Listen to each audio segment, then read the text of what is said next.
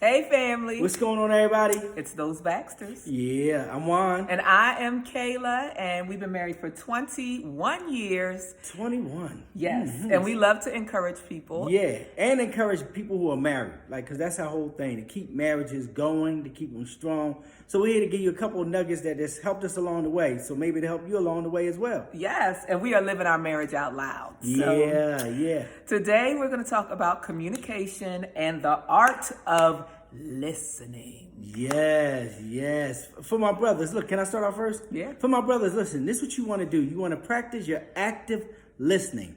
That means you have to be in tune to what she says. Even though she may change the conversation 3 or 4 times, you have to take little nuggets from each one of those conversations, because you don't want to get caught out there with that one simple question. What's that question, baby? What I say? I don't know. You talk about 4 different things. But if you were able to say, you know what, the first time you talked about your sister, the second time you talked about your cousin, the third time you talked about me not telling you that you look beautiful every time you wear something new, or that your hair got done. So that's how you take little nuggets.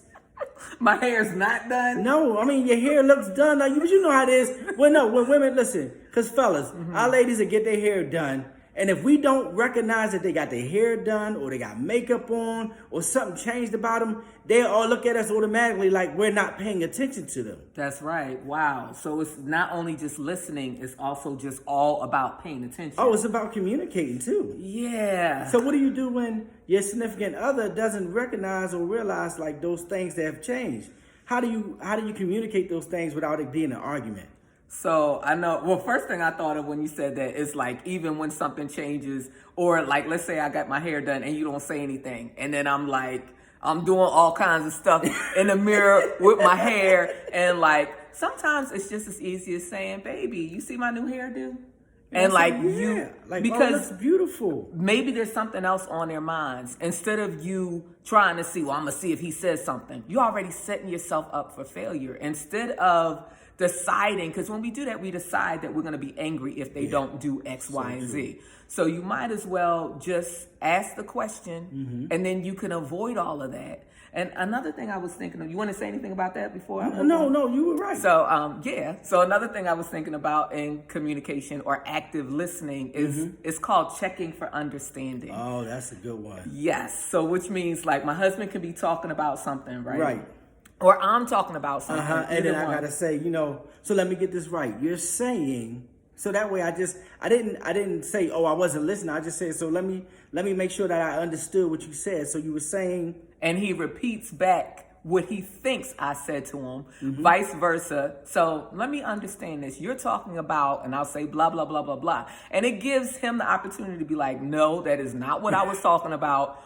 And then I can say, well, can you repeat it? Can you say it again? Yeah. Versus me thinking I understand what he means. Because many times, our minds may travel. And stuff get lost in translation, depending on how you raised.